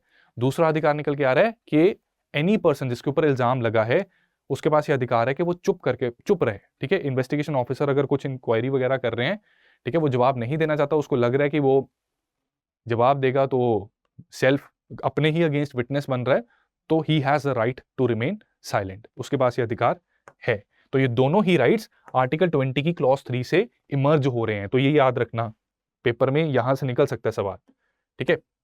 This is the thing. अब देखते हैं, एक चीज और आपको यहां पे बता दूं कि क्रिमिनल केसेस में जो बर्डन ऑफ प्रूफ होता है ना, ठीक है, वो किसी मीडिया चैनल का नहीं होता कि मीडिया चैनल को प्रूव करना है कि हाँ इसी आदमी ने ये क्राइम किया था, ये नहीं होता। बर्डन ऑफ प्रूफ रहता है पुलिस या स्टेट के पास। पुलिस बेसिकली स्टेट की ही एजेंसी है, ठीक है। तो क्रिमिनल केस में state has to prove beyond any doubt कि यही इंसान ने ये क्राइम किया था। अगर वो नहीं कर पाते तो जो जज है वो बरी कर देता है व्यक्ति को, ठीक है, भले ही उसने क्राइम किया हो, लेकिन अगर स्टेट प्रूव नहीं कर पाई तो गड़बड़ होती है, राइट। अब इसमें कुछ इंपॉर्टेंट जजमेंट्स हैं, उनके बारे में मैं आपको बताऊंगा, जिससे कि पता लगता है कि कौन सी ऐसी चीजें हैं जो राइट अगेंस्ट सेल्फ इनक्रिमिनेशन को वायलेट नहीं कर रही, ये अलाउड है, ठीक है। सबसे पहले state of Bombay versus Kathi Kalu Oghad case, ठीक है। काठीकालू ओगड़ केस के नाम से भी आप इसको याद कर सकते हैं। इसमें यह कहा गया कि photograph, fingerprint, signature, thumb impressions अगर ये मांगे जाते हैं, ये प्रोड्यूस किए जाते हैं, ये राइट अगेंस्ट सेल्फ डिस्क्रिमिनेशन की वायलेशन नहीं होगी, ठीक है। तो यहां पे कोर्ट ने क्या किया, दो चीजों में भेद किया कि being a witness and furnishing evidence, ठीक है, अपने ही खिलाफ एक विटनेस बनना, this is different from furnishing evidence. तो ये जो फिंगरप्रिंट, फोटोग्राफ, सिग्नेचर के जो सैंपल्स देने होते हैं, this is basically giving evidence. तो इसमें एविडेंस देना जरूरी है, तभी तो इन्वेस्टिगेशन हो पाएगी। This is not considered as self incrimination. फिर Ritesh Sharma versus state of Uttar Pradesh, ठीक है, एक ये केस भी आया था। यहां पे जो पैरामीटर ऑफ हैंडराइटिंग सैंपल था, इसको ब्रॉडन कर दिया गया और इसमें कहा गया कि वॉइस सैंपल भी अगर मांगे जाएंगे तो वो भी देने पड़ेंगे। ये 2019 का केस था, थोड़ा रिसेंट ही है। फिर Selvi versus state of Karnataka, ये 2010 का केस है। इसमें नार्को एनालिसिस के बारे में बताया गया था, ठीक है। नार्को एनालिसिस के बारे में इसमें यह कहा गया कि बिना कंसेंट के अगर नार्को एनालिसिस लिया जाता है, बिना कंसेंट के, एक्यूज पर्सन है, ठीक है, ये दोषी है, इससे कंसेंट लिए बिना कहा चल लेट जा नार्को एनालिसिस होगा, that is violation of this right of protection against self incrimination. लेकिन अगर उस इंसान की मंजूरी है, फिर टेस्ट हो रहा है, that will not be considered as right against protection against self incrimination, ठीक है। तो ये चीज आपने समझनी है। इवन डीएनए को लेना भी परमिटेड है। हाँ, डीएनए के केस में जो एक्यूज्ड है वो मना कर सकते हैं, लेकिन अगर वो मना करता है तो उसके ये मना करने को हम उसके अगेंस्ट यूज कर सकते हैं जब प्रोसीडिंग्स होंगी, ठीक है। तो ये चीज सेक्शन 114 ऑफ एविडेंस एक्ट में दे रखी है, ठीक है। मना करने से क्या हो सकता है, हम एडवर्स इन्फ्रेंस ड्रॉ कर सकते हैं कि इससे दे सकता था डीएनए सैंपल, इसने दिया नहीं, ठीक है, since he has not given, तो under section 144 this will be used, case से मांगा था इसने दिया नहीं, मतलब दाल में कुछ काला है। ठीक है, तो ये चीज अलाउड है। ठीक है, हम मना किया जा सकता है, लेकिन अगर मना करता है तो हम इन्फ्रेंस भी फिर ड्रॉ करेंगे, हम जज करेंगे उसको कि भाई फिर तो नहीं दे रहा, तो मतलब कुछ तो गड़बड़ है। ठीक है, तो this is the thing. I hope ये चीजें आपको क्लियर हो रही हैं। ठीक है, अब सुप्रीम कोर्ट ने मनीष सिसोदिया का केस, ये मैंने सारा कुछ बता दिया। सेल्फ इंक्रिमिनेशन, आई थिंक ये समझ आ गया अब आपको। अपने जो फंडामेंटल राइट्स को जब रिवाइज करोगे ना, वहां पे आर्टिकल 20 के बारे में ज्यादा कुछ दिया ही नहीं हुआ। तो ये चीजें जरूरी हैं, स्टैटिक करंट लिंकेज जो हम SIP प्लस में करते हैं, और क्वेश्चन यहीं से बनेंगे। ठीक है, तो मैं उम्मीद करता हूं ये चीज आपको क्लियर हो गई है।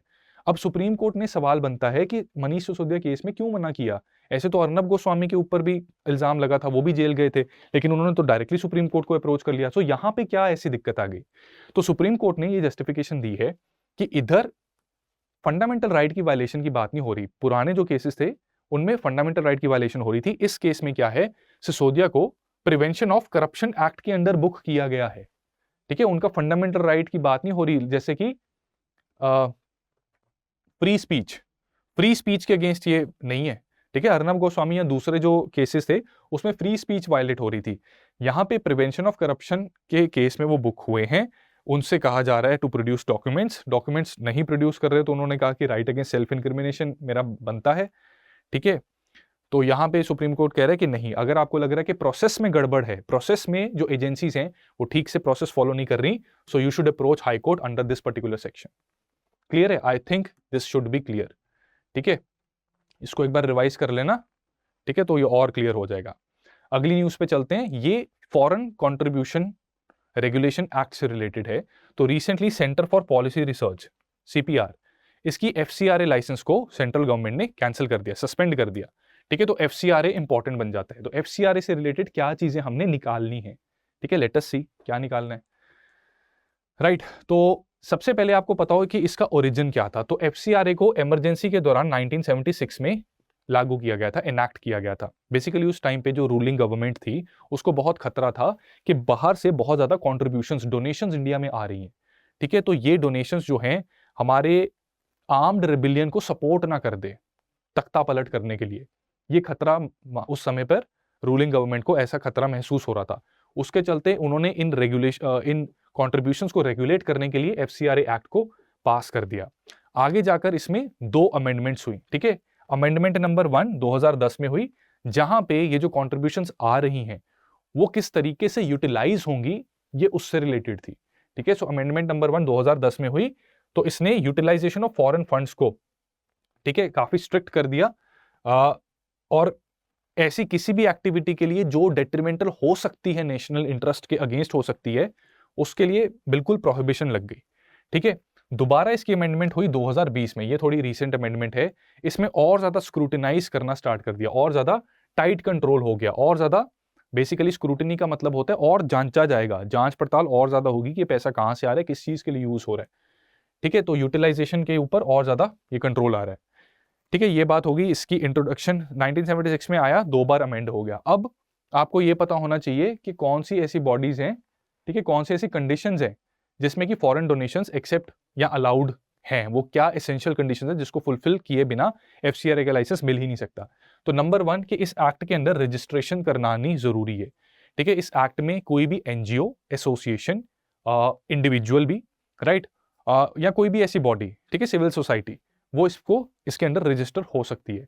दूसरी चीज, उनको एक बैंक अकाउंट खुलवाना पड़ेगा जो कि सिर्फ खुलेगा स्टेट बैंक ऑफ इंडिया की किसी दिल्ली की ब्रांच में।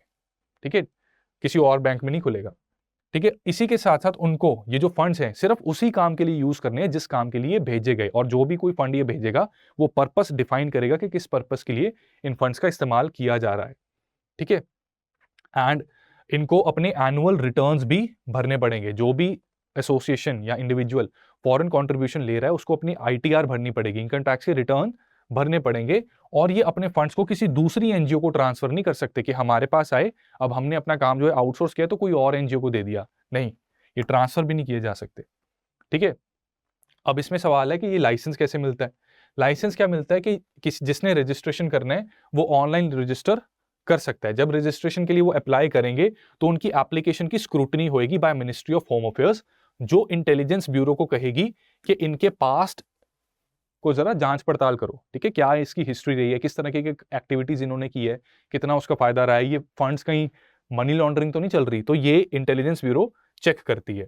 अब जब एप्लीकेशन गई है 90 डेज के अंदर, ठीक है, 90 डेज के अंदर मिनिस्ट्री ऑफ होम अफेयर्स को इस एप्लीकेशन को अप्रूव या रिजेक्ट करना होता है, ठीक है, with in 90 days, this is important, right. अगर एप्लीकेशन प्रोसेस नहीं होती इन 90 डेज में, ना अप्रूव होती है ना रिजेक्ट होती है, या मतलब बेसिकली अप्रूव नहीं होती अगर, तो उस केस में ये एक्सपेक्ट किया जाता है कि मिनिस्ट्री इंफॉर्म करेगी एनजीओ को रीजंस देने के लिए, लेकिन ये जरूरी नहीं है, ठीक है, एक्सपेक्ट किया जाता है but it's not necessary, right. Question कुछ इस प्रकार का आ सकता है, इसको पढ़ लो। एफसीआरए के कॉन्टेक्स्ट में 3 चीजें दी गई हैं, आपको पूछा गया कि ये कौन सी एसेंशियल कंडीशन है to receive foreign donations. The entity must be registered under the act, most important point, yes it should B.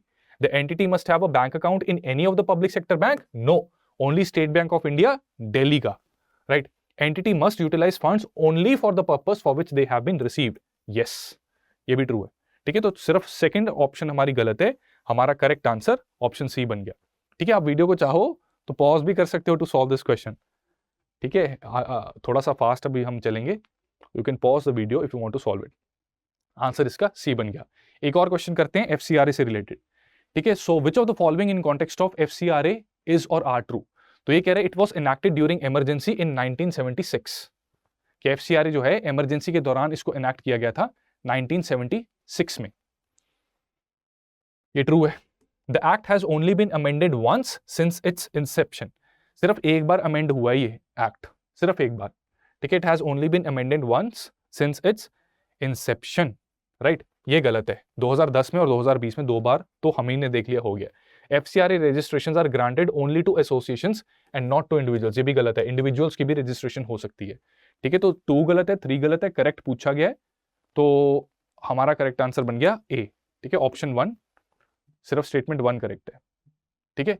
आगे बढ़ते हैं, अब हम अगली डायमेंशन पे जा रहे हैं। हमने पॉलिटी इन न्यूज को कवर कर लिए, ठीक है, और मैं उम्मीद करता हूं कि आप अच्छे से समझ गए हैं सारी चीजें, ठीक है। पीडीएफ जब मिलेंगे एक बार रिवाइज भी कर लेना, राइट।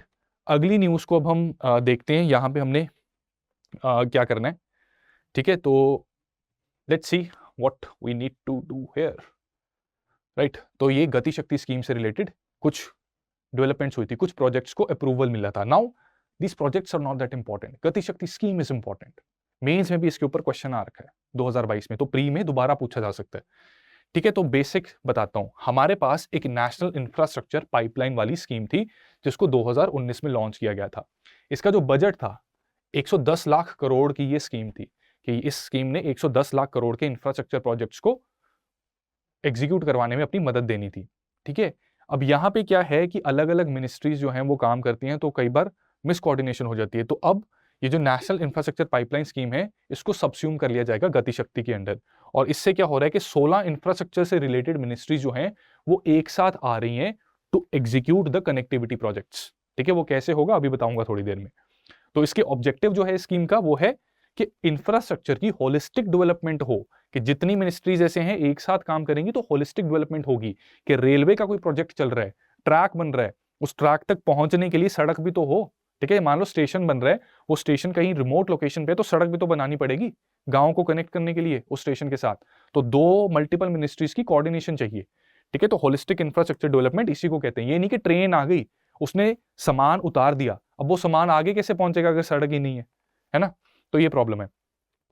तो इसमें फोकस रहेगा कि जल्दी से जल्दी ऑन ग्राउंड जो प्रोजेक्ट्स हैं वो एग्जीक्यूट हो जाएं, ठीक है। कई बार क्या रहता है कि जैसे let's say public works department, कई बार क्या होता है उसको पानी की कनेक्शन रोकनी पड़ती है जब सड़क की कुछ खुदाई चल रही होती है, अगर वो रोकेंगे नहीं तो सड़क का खुदाई का काम डिले हो जाता है, इससे ओवरऑल प्रोजेक्ट डिले हो जाता है।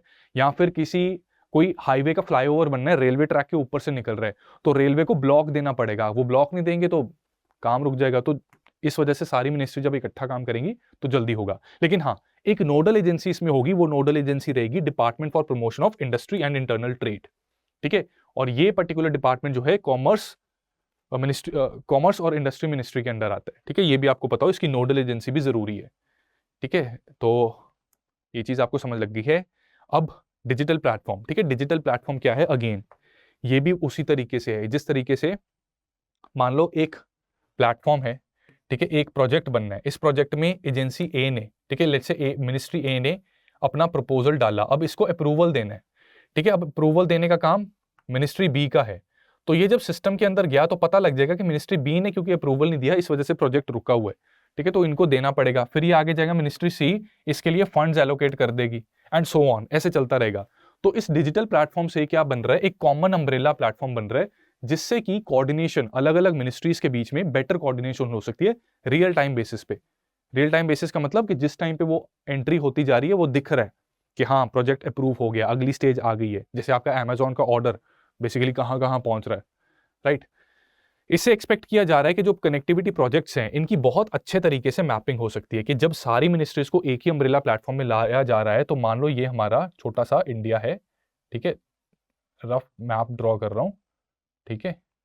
अब इसमें मान लो बहुत सारे प्रोजेक्ट्स हैं, ठीक है, तो कई सारी मिनिस्ट्रीज के प्रोजेक्ट्स चल रहे हैं। तो बिल्कुल पता लग जाएगा कि कनेक्टिविटी प्रोजेक्ट्स कहां कहां पे चल रहे हैं और कहां कहां हमें और ज्यादा जरूरत है लास्ट माइल कनेक्टिविटी देने के लिए, ठीक है। तो ये इसकी एडवांटेज है।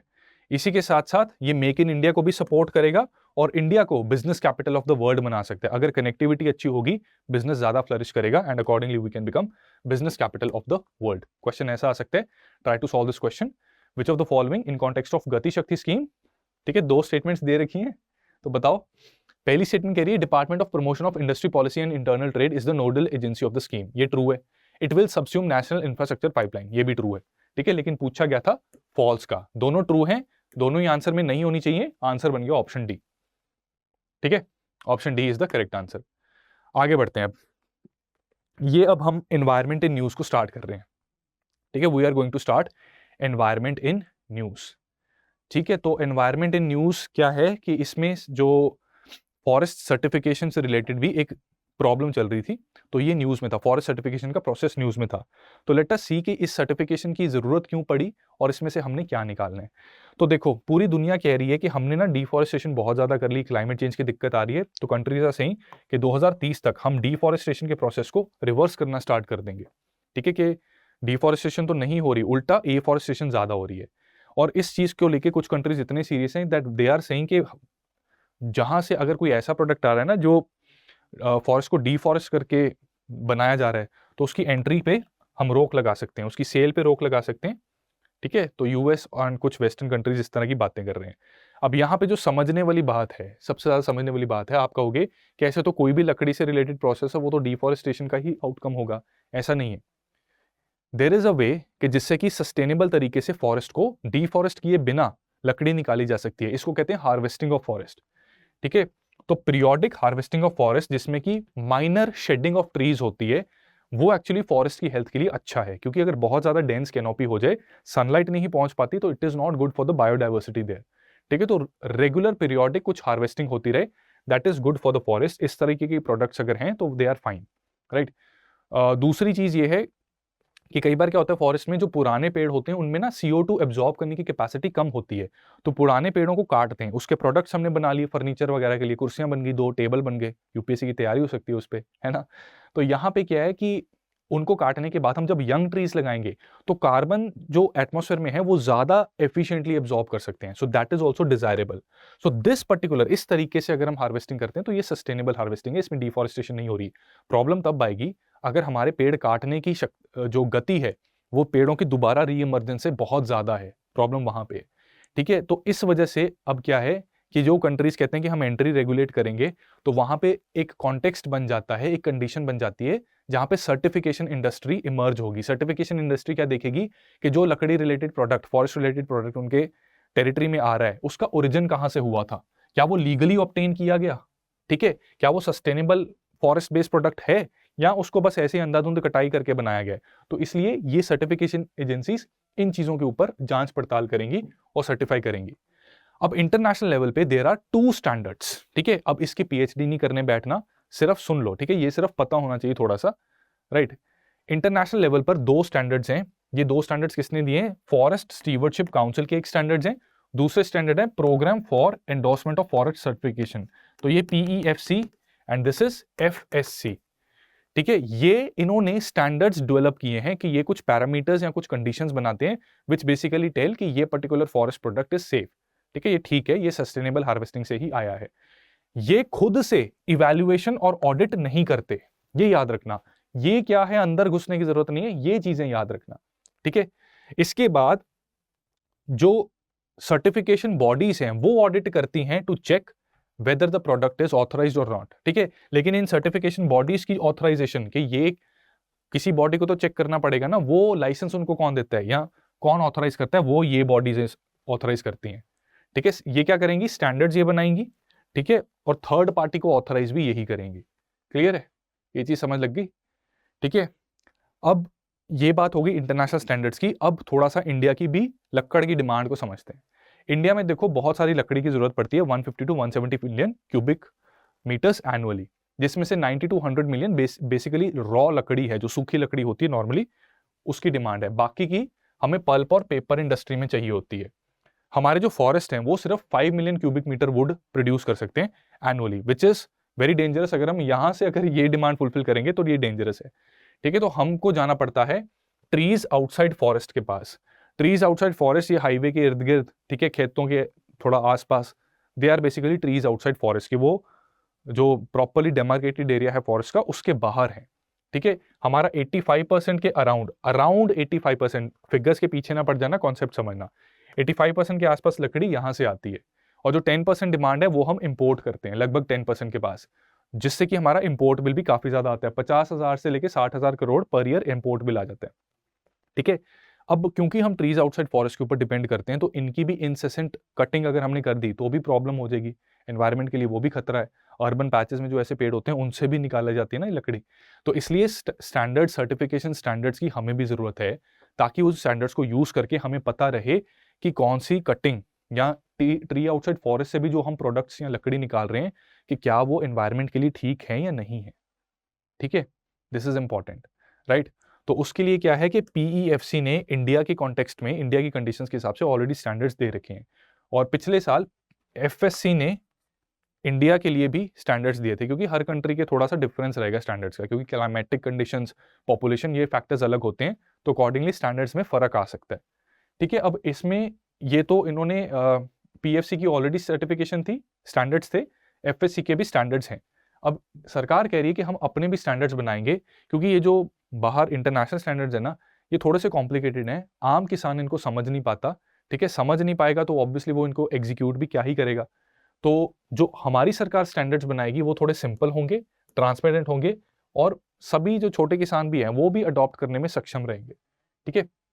तो ये क्या है कि इंटरनेशनल की बेस्ट प्रैक्टिसेस को भी हम फॉलो करेंगे, and we will take into account India's national circumstances as well. ये बात की जा रही है, ठीक है, ये बात की जा रही है, राइट। तो ये समझ आ गया आपको, ठीक है। तो क्वेश्चन देख लेते हैं, ठीक है। बाकी तो यार कह रहे हैं कि इंटरनेशनल बेस्ट प्रैक्टिसेस और इंडिया की कंडीशंस पता लगे कि बस एनवायरनमेंट का हो गया, वो आने वाले वक्त में पता लगेगा जब भी प्रोटोकॉल्स स्टैंडर्ड्स आ जाएंगे। क्वेश्चन है कि ट्रू स्टेटमेंट आइडेंटिफाई करनी है। पहली स्टेटमेंट कह रही है कि ageing trees are more efficient in capturing carbon in comparison to younger trees. No, ये गलत है। Ageing trees are less efficient, younger trees are more efficient in capturing the carbon. तभी कहा जाता है पीरियोडिक हार्वेस्टिंग से फायदा होता है, तो दिस इज रॉन्ग।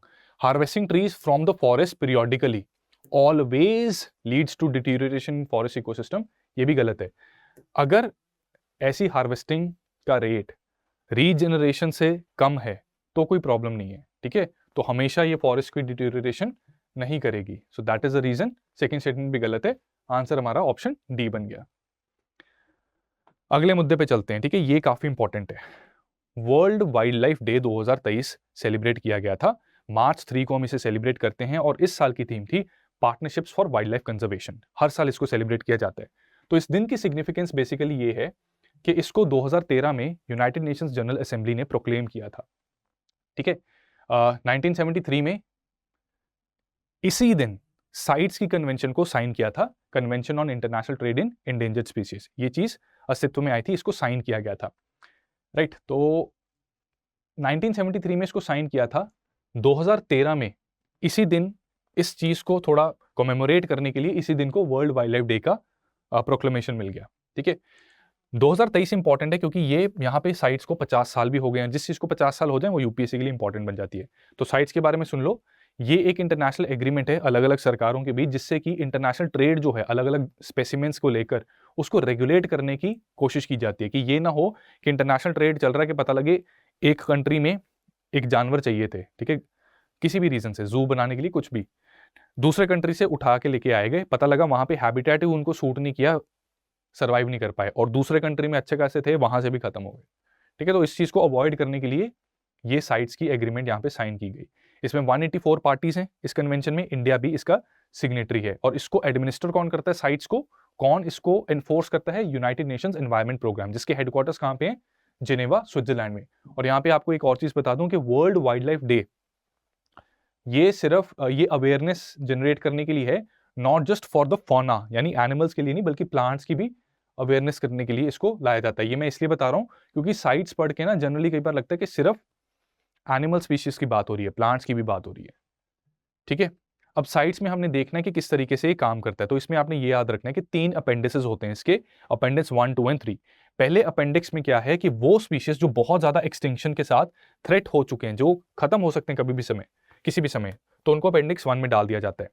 इनका ट्रेड जो है बहुत रेयर और एक्सेप्शनल सर्कमस्टांसेस में ही परमिट किया जाता है, generally it is not allowed. Trade in the species which are there in appendix 1, it is generally most of the times it is not allowed at all, ठीक है। Appendix 2 में threat नहीं है, लेकिन हाँ ट्रेड को कंट्रोल करने की जरूरत है, ठीक है। और अपेंडिक्स 3 में क्या है कि एक कंट्री ने स्पीशीज को उसमें मतलब प्रोटेक्ट करना चाहता है, और बाकी साइट्स जो हैं, साइट्स की पार्टीज, ठीक है, बाकी कंट्रीज को क्या कहा जा रहा है कि इस कंट्री को असिस्ट करे इन कंट्रोलिंग द ट्रेड। तो सबसे ज्यादा डिग्री ऑफ प्रोटेक्शन अपेंडिक्स 1 में मिलती है। अब इसमें साइट्स की ना क्रिटिसिज्म होती है। तो एक क्रिटिसिज्म तो इसकी यही है कि इसमें ना लैग है एक, कि जैसे पैंगोलिन्स जो थे इनको अपेंडिक्स 1 में 2017 में ऐड किया गया था, लेकिन जब डाटा निकाला गया तो पता लगा कि 2010 से 13 में, इन 3 सालों में 10 लाख पैंगोलिन्स इनकी ट्रैफिकिंग हो गई थी, ठीक है। तो नुकसान जब हो जाता है उसके बाद अपेंडिक्स में डाला जाता है, जो कि एक लैग है, ठीक है। पहले ही प्रोएक्टिवली प्रोटेक्ट करना चाहिए। दूसरा, क्योंकि थोड़ा बहुत ट्रेड अलाउड है इसमें, जैसे रेयर सर्कमस्टांसेस में अपेंडिक्स 1 के भी एनिमल्स में या स्पीशीज में ट्रेड किया जा सकता है, तो this leads to illegal practices. अब ये कोई ट्रेड हो रहा है, ये कहां पता लगाना मुश्किल है कि जो ट्रेड चल रहा है, is it because of a genuine reason या फिर ये रेयर सर्कमस्टांसेस वाला केस है, ठीक है। क्या ये इलीगली कंडक्ट करवाया जा रहा है या रेयर सर्कमस्टांसेस वाला केस है, तो उसमें प्रॉब्लम होती है। बहुत से एनिमल्स जो हैं वो प्रोटेक्ट ही नहीं किए जा रहे, ठीक है। इसके बाद जो कंट्रीज हैं उन पे सैंक्शंस नहीं लगते। दूसरा, साइट्स की जो मेंबरशिप है वो भी वॉलंटरी है। तो ये प्रॉब्लम्स है साइट्स के साथ, लेकिन ऐसा नहीं कि साइट्स ने कुछ अचीव नहीं किया। 2 बड़े इंपॉर्टेंट स्पीशीज हैं, नाइल क्रोकोडाइल और साउथ अमेरिका में एक विचूना करके एक एनिमल है, ठीक है। कैमल की फैमिली को थोड़ा सा बिलोंग करता है।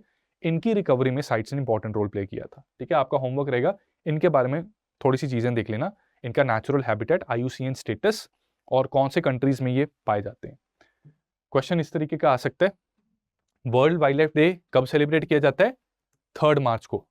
5th जून इज, बताओ 5th जून क्या है, ठीक है। 22 में ये क्या है, और 28 जुलाई, ठीक है। This is your homework. ये भी इंपॉर्टेंट है, ये सारे डेज जो हैं इंपॉर्टेंट है एनवायरमेंट के पर्सपेक्टिव से, तो आपको पता रहना चाहिए कि ये दिन क्या सिग्निफाई करते हैं, ठीक है। आंसर हमारा यहाँ पे बी बन जाता है। एक और क्वेश्चन करते हैं, question 13। You can solve this question by pausing the video, pause करके वीडियो को क्वेश्चन सॉल्व कर लो, मैं साथ साथ करूंगा। इसमें कहा जा रहा है कि वर्ल्ड वाइल्ड लाइफ डे के कॉन्टेक्स्ट में ट्रू स्टेटमेंट ढूंढो। तो 3 March was proclaimed as World Wildlife Day in year 1973 when CITES convention was signed. No, ये गलत है। साइट्स कन्वेंशन 1973 में साइन हुई थी, वर्ल्ड वाइल्ड लाइफ डे की प्रोक्लेमेशन 2013 में हुई थी बाय UNGA, ठीक है। कमेमोरेशन वही है, लेकिन ईयर गलत है, तो पहली स्टेटमेंट गलत। एनुअली सेलिब्रेट किया जाता है, यस, एनुअली ही सेलिब्रेट किया जाता है, ठीक है। तो आंसर इसका बन गया ऑप्शन बी, ठीक है। आंसर इसका बन गया ऑप्शन बी, राइट। अब अगले क्वेश्चन पे चलते हैं, ठीक है। ये हाँ ठीक है, हमने करेक्ट ही बताना था, ऑप्शन बी बन गया। इसको करो, ट्रू स्टेटमेंट आइडेंटिफाई करनी है। CITES convention was signed in 1973, CITES convention, yes, 1973 में। CITES secretariat is administered by UNEP, yes, UNEP ही करता है। Appendix 3 in CITES convention accords highest degree of protection to particular species. Appendix 3 क्या highest protection देता है? No, appendix 1 देता है। Appendix 3 में है कि कोई कंट्री, एक कंट्री सेव करना चाहता है, बाकी कंट्री से असिस्टेंस मांगता है। अपेंडिक्स 3 में हाईएस्ट प्रोटेक्शन मिलती है अपेंडिक्स 1 में, अपेंडिक्स 3 में नहीं मिलती, तो ये गलत हो गया। ठीक है, 1 and 2 is correct, option B will be the correct answer. ठीक है, अब अगली न्यूज पे चलते हैं, ग्रेट इंडियन बस्टर्ड के ऊपर। ठीक है, तो सुप्रीम कोर्ट ने प्रोजेक्ट ग्रेट इंडियन बस्टर्ड के ऊपर एक आइडिया फ्लोट किया था। दरअसल हुआ ये था कि इसमें ना एक पीआईएल किसी ने फाइल की थी कि जो बस्टर्ड्स हैं, ग्रेट इंडियन बस्टर्ड्स, तो ग्रासलैंड इकोसिस्टम के इंडिकेटर स्पीशीज होते हैं, बहुत ज्यादा इनकी पॉपुलेशन कम हो रही है, तो इनके ऊपर कुछ किया जाए। तो सुप्रीम कोर्ट ने कहा जैसे प्रोजेक्ट टाइगर की को करके इंप्लीमेंट करके हमने टाइगर्स की पॉपुलेशन में कुछ इंप्रूवमेंट देखी, तो ग्रेट इंडियन बस्टर्ड को भी कुछ ऐसा कंजर्वेशन प्रोजेक्ट लाया जाए। तो बस्टर्ड इंपॉर्टेंट है, great Indian bustard. Important facts को फटाफट रिवाइज करते हैं। Mainly not only, mainly Rajasthan Gujarat में पाया जाता है, कभी कभी महाराष्ट्र या कर्नाटका के रीजन में भी दिख जाएगा। क्रिटिकली इंडेंजर्ड है। ठीक है, इंडियन सब कॉन्टिनेंट में पहले किसी टाइम पे बहुत प्रोमिनेंट था, आज की डेट में it is reduce to merely 10% area. ठीक है, पहले पूरे के पूरे सब कॉन्टिनेंट में ये मौजूद था, अब सिर्फ 10% एरिया में ये मौजूद रहता है। Heaviest bird that can fly, great Indian bustard. ठीक है, bustard family basically it is heaviest bird that can fly. ठीक है, अदरवाइज हेवीएस्ट बर्ड कौन सा है? ऑस्ट्रिच। राइट, ग्रासलैंड हैबिटेट को ये प्रेफर करता है और इनका ये इंडिकेटर स्पीशीज भी है। Right, it is flagship bird species of grassland और ग्रासलैंड की हेल्थ के बारे में भी बताता है। ठीक है, जो सबसे बड़ा इसको थ्रेट है वो है ट्रांसमिशन लाइन से। पुअर विजन होता है इसका, जिसकी वजह से ट्रांसमिशन केबल्स देख नहीं सकता, जब दिखती हैं इसका भारी इतना ज्यादा है कि अपनी फ्लाइट के कोर्स को चेंज नहीं कर पाता, जाके टकरा जाता है एंड खत्म। राइट, और wild life institute of India, ठीक है, इसका मानना है कि राजस्थान में हर दिन 18 ग्रेट इंडियन बस्टर्ड्स इन ट्रांसमिशन लाइन्स की वजह से मर जाते हैं, जिसके वजह से सुप्रीम कोर्ट ने ये डिसाइड किया कि ये सारी की सारी ट्रांसमिशन केबल्स जो हैं इनको अंडरग्राउंड बना दिया जाए। ठीक है, और जहां जो बर्ड डाइवर्टर्स, प्रायोरिटी एरियाज में बर्ड डाइवर्टर्स लगाए जाएं, ताकि जीआईबीज को पहले ही पता लग जाए कि डायरेक्शन चेंज करनी है। ठीक है, तो देखो दोस्तों, यहाँ पे हम करंट अफेयर्स को काफी कॉम्प्रिहेंसिवली कवर कर रहे हैं। तोड़ के जब करते हैं ना, उसके कई फायदे होते हैं। एक, बड़े अच्छे से कवर हो जाता है। ठीक है, एक कंपोनेंट हमें पता है, एनवायरमेंट कर रहे हैं तो एनवायरमेंट से करंट अफेयर आएगा तो हमारा हो जाएगा, ये कॉन्फिडेंस आता है। पॉलिटी से करंट अफेयर आएगा, हमारा हो जाएगा। स्कीम से करंट अफेयर आ जाएगा, हमारा हो जाएगा। ठीक है, एक तो ये कॉन्फिडेंस आता है। दूसरी चीज इसमें ये है कि तोड़ के चीज को मैनेज करना आसान हो जाता है, तो डीमिस्टिफिकेशन हो रही है। राइट, तो स्टडी IQ का SIP प्लस प्रोग्राम यही अप्रोच फॉलो करता है 1.5 साल के करंट अफेयर्स को कवर करने के लिए। ठीक है, स्टैटिक और करंट का लिंकेज होने की वजह से ये प्रिपरेशन ज्यादा अच्छी हो जाती है। ठीक है, प्लस और जो जितने फीचर्स हैं इसके, कि इसमें बुकलेट्स मिलेंगी home delivered, right, live classes होंगी, CSAT की वर्कशॉप्स होंगी, रिकॉर्डेड लेक्चर्स होंगे, पूरी की पूरी test series with video explanation मिलेगी, उसके काफी फायदे हैं। तो अभी जो रिमेनिंग टाइम है, अगर आपने उसको ढंग से यूज करना है, so you can enrol in this particular course and make the best use of it to crack your exam. ठीक है, you can ensure your success in prelims through this particular course. तो description में link है। And yes, अगर आपको कुछ discount चाहिए, additional कुछ पैसे बचाना चाहते हैं, तो आप CS लाइव कोड का इस्तेमाल कर सकते हैं। ठीक है, अभी रिसेंटली ही बैच स्टार्ट हुआ है, ज्यादा क्लासेस, एक ही क्लास बेसिकली हुई है, तो आप उसमें एनरोल करोगे तो बेसिकली ऑलमोस्ट फर्स्ट डे से ही आप जुड़े रहोगे, तो टाइमली सिलेबस पूरा रिवाइज हो जाएगा एंड अच्छी प्रैक्टिस हो जाएगी। ठीक है, और लास्ट डे 13 मार्च है इसमें एडमिशन लेने का। ठीक है, 13 मार्च के बाद भी ले सकते हो, पर तब तक प्राइसेस बढ़ जाएंगे। राइट, तो बेटर है कि अभी के अभी आप एनरोल कर लो। By using this code you can save some money as well. चलो आगे बढ़ते हैं। अब ये जो मैंने ग्रेट इंडियन बस्टर्ड के बारे में बता दिया, ये एक बात थी। एक और आर्टिकल आया था जिसमें बेसिकली पाया गया कि सुप्रीम कोर्ट की डायरेक्शंस को फॉलो नहीं किया जा रहा, तो उसके ऊपर फिर एक केस ऐसे बिठाया गया। ठीक है, again great Indian bustard news में आ गया।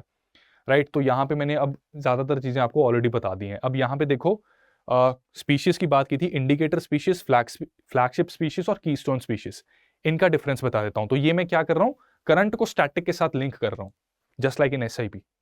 ठीक है, तो सॉरी, देखो, फ्लैगशिप स्पीशीज वो स्पीशीज होती हैं जिनको एक्सटिंक्शन का, जिनके ऊपर खतरा पूरा मंडरा रहा है। ठीक है, इनको एम्बेसडर की तरह यूज किया जाता है। अब गार्नियर मेन फेस वॉश, नाम सुनते ही दिमाग में कौन आता है? John Abraham. ठीक है, मुंह पे ऐसे छींटे मारते हुए, किसी टाइम पे सुशांत सिंह राजपूत भी आता था। राइट, तो इनको फ्लैगशिप स्पीशीज बना के सोसाइटी का ध्यान खींचा जाता है for the need to conserve them. ठीक है, so this is flagship species. ठीक है, एम्बेसडर की तरह। इंडिकेटर स्पीशीज वो हैं कि अगर इनकी पॉपुलेशन में कुछ उतार चढ़ाव होता है तो उस ग्रासलैंड इकोसिस्टम्स का हेल्थ कैसा है वो पता लग जाएगा। ठीक है, और कीस्टोन स्पीशीज हैं कीस्टोन स्पीशीज वो होती हैं कि ये अगर इनकी पॉपुलेशन को कुछ हुआ फिर इकोसिस्टम में गड़बड़ हो जाएगी, वो शायद इकोसिस्टम सस्टेन ही ना कर पाए। ठीक है, these species they hold the system together.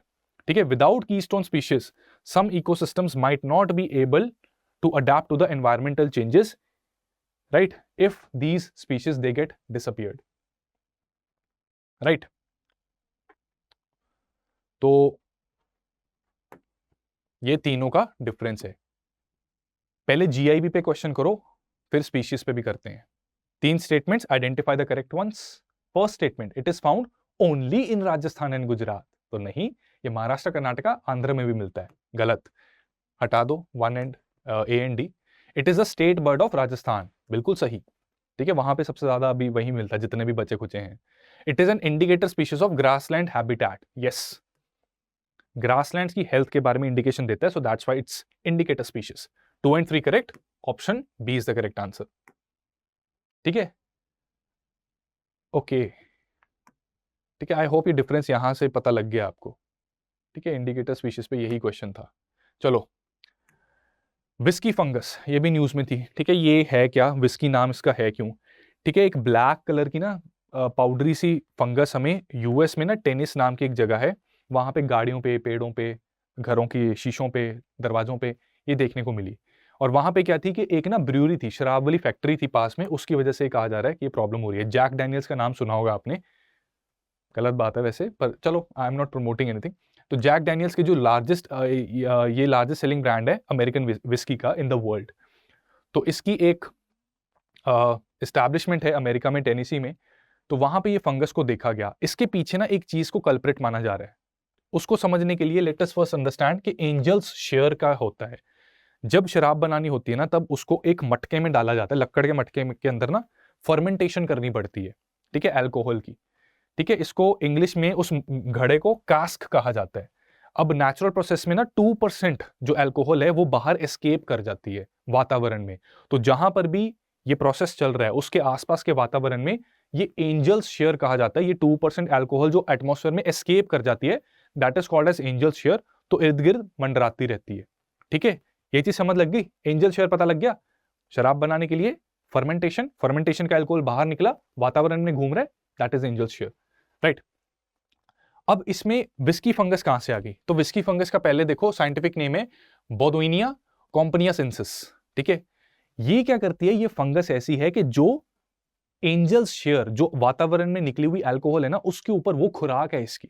ठीक है, उसके ऊपर फीड करेगी, जहां पे वो होगी वहां पे ये भी मिल जाएगी, राइट। और इसके ऊपर फीड करके ये फिर एक्सपैंड करेगी, है ना।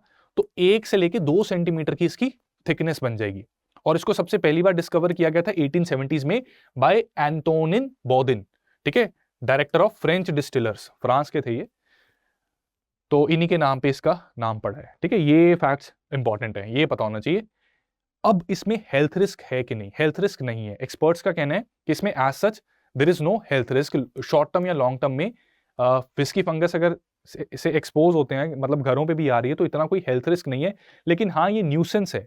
ठीक है, सिरदर्दी है। दरवाजे खराब हो रहे हैं, खिड़कियां खराब हो रही हैं, गाड़ी के ऊपर परत जम गई, वो खराब, पेड़ खराब, तो न्यूसेंस है। अभी हेल्थ रिस्क नहीं है। अगर होगा रिपोर्ट्स में अभी बहुत जल्द, फिर इंडियन एक्सप्रेस ही वो न्यूज़पेपर है जो इसको भी कवर करेगा। ठीक है, तो दिस इज इट। तो क्वेश्चन ऐसा आ सकता है, सिंपल क्वेश्चन आएगा, एंजल्स शेयर का क्या मतलब है? ठीक है, और कौन उसको बेस्ट डिस्क्राइब करता है? एक बार ऑप्शंस को ध्यान से पढ़ के आंसर कमेंट्स में बता दो। ठीक है, वीडियो पॉज कर लो, चाहे ऑप्शन को ध्यान से पढ़ के आंसर बता दो कमेंट्स में। ठीक है, प्लीज, ये बताना जरूरी है। ठीक है, तो यहां पे देखो, tax imposed on alcohol breweries, लड्डू लप्पा, नहीं, ये आंसर नहीं है। It refers to the proportion of investment, ओहो हो, made by venture capitalist into a newly established beverage startup, कुछ भी। ठीक है, और ऐसे ही होता है कि ये टर्म है, ये क्वेश्चन अभी हमने कर लिया ना करंट अफेयर, इसलिए हमारे इस कैटेगरी में आ रहे हैं। अगर ये ना पढ़ा होता तो ये इस कैटेगरी में आना था, 3 टैग में। ठीक है, तो ये क्वेश्चन, ये भी आंसर नहीं है। डी कह रहे it refers to GDP contribution of alcohol industry. ऐसे ऑप्शंस पढ़ के ना ऐसे बंदा माथा पकड़ ले। ठीक है, अगर यूपीएससी में आए। ठीक है, ये भी हमारा आंसर नहीं है।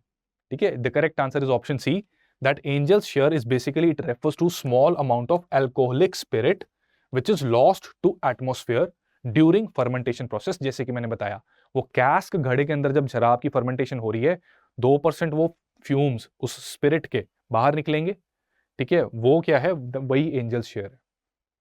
करेक्ट है, तो सी इसका करेक्ट आंसर बन गया। ठीक है, C is the correct answer. So that's it. हमने प्रीलिम्स को, आपकी प्रीलिम्स की प्रिपरेशन को पावर देने के लिए करंट अफेयर्स को डिवाइड किया, और मैं उम्मीद करता हूं कि आप इस पे अब रूल भी कर पाए।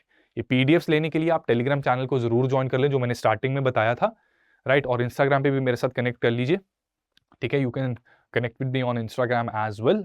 और ये सीरीज हम रेगुलर रखेंगे, तो 10 हफ्ते जो आगे हैं उसमें हम इसी तरीके से कवर करते रहेंगे, तो आपकी प्रीलिम्स की काफ़ी अच्छी तैयारी हो सकती है। ठीक है, तो दैट्स इट, आज के लिए इतना ही।